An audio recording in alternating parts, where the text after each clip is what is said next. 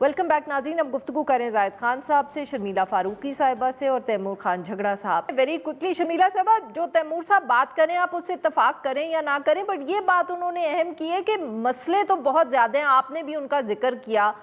कोई मुशावरत ना आप लोगों से की है PMLN ने, अपोजिशन से तो खैर करनी ही नहीं है, तो ये तो फिर एक रूटीन वाला बजट आ जाएगा और लोग पिसते चले जाएंगे, क्योंकि आप कह रही हैं अभी तक तो आप लोगों को कुछ बताया ही नहीं। 2 हफ्ते में बजट आना है, एंड ऑफ मई या बिगिनिंग ऑफ जून तो बजट आ जाएगा, तो फिर तो ये रूटीन का बजट होगा, कोई मसला हल नहीं होगा। मुझे देखिए आप भी जानती हैं, तैमूर साहब भी जानते हैं कि बजट तो आए जी जाहिद साहब मैं आपके पास आ रही हूँ।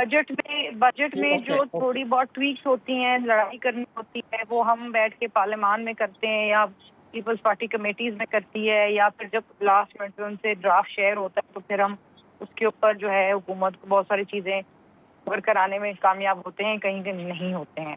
बात यह है कि if you are on the loan और आप अगर एक बैंक के मकरूज हैं तो आप उसके कहने पे बजट बनाएंगे, यानी कि आप कह रही हैं कि इसमें कोई रास्ता भी नहीं है हुकूमत के पास, और वो बस वैसे ही रूटीन का ही बजट क्या आप मुझे बताएं, क्या हुकूमत आवाम रिलीफ दे पाएगी?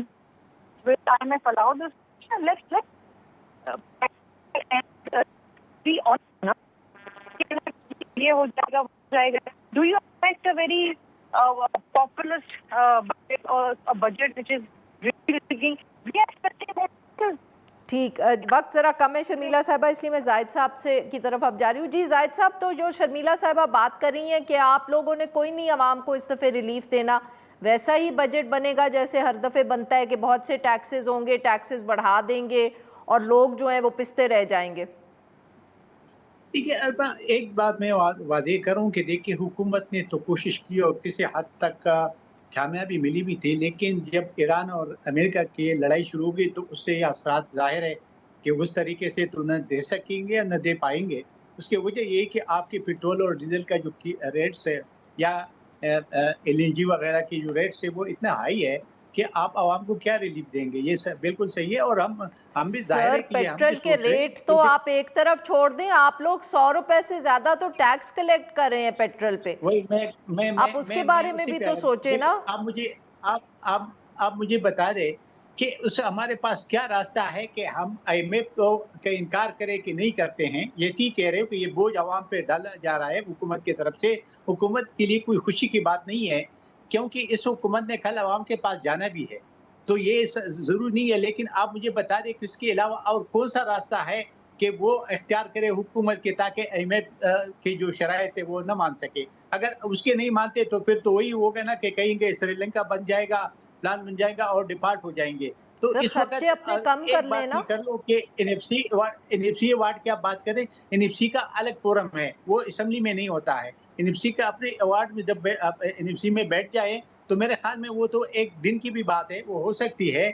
जहाँ तक फेडरल को ये डिफेंस का मसला है, ये वहाँ पे सूबे की जो चीफ मिनिस्टर्स और प्राइम मिनिस्टर बैठे होते हैं, तो वो एक डिसीजन वक्ती तौर पे तो कर सकते हैं कि जी इस वक्त हमें सूबे जो है ना वो मरकज के साथ इसमें हेल्प कर सकते हैं या करेंगे।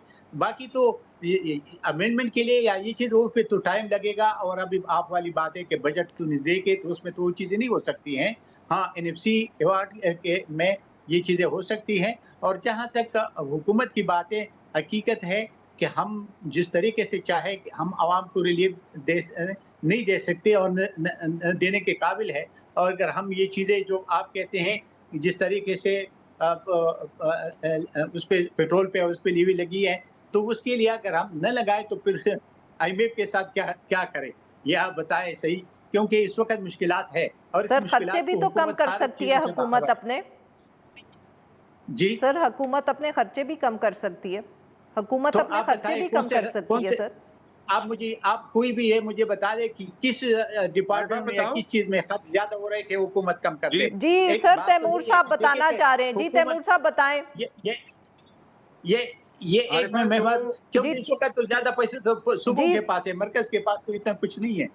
जी तैमूर साहब कुछ कहना चाह रहे हैं। जी तैमूर साहब वेरी क्विकली बताएं सर, कौन से खर्चे कम करें। आप जो ये तनख्वाहों की भरमार है ना, सबसे पहले जो है वो ग्रेड 22 के ऑफिसरों की तनख्वाह ज्यादा ना करें اور جو ریڈنڈنٹ سرکاری ملازم ہیں ان کو بیسک سیلری پہ گھر بٹھائے اور ان کو بیسک سیلری دے. تقریباً 1000 ارب روپے بچیں گے. کوئی جو ہے وہ فائر بھی نہیں ہوگا کیونکہ یہ دم نہیں ہے.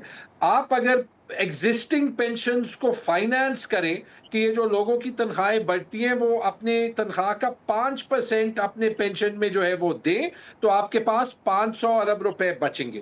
آپ جو پورے پاکستان میں 2000 ارب روپے ڈیولپمنٹ بجٹ پہ لگائے جاتے ہیں جس میں بھی تقریباً 1000 ارب روپے جو ہے وہ تنخواہوں میں جاتے ہیں, وہ تنخواہوں کا پورشن علیحدہ کریں تو 1000 ارب روپے اور بچیں گے. آپ گلف سٹریم جیٹس نہ لیں تو 11 ارب روپے بچیں گے.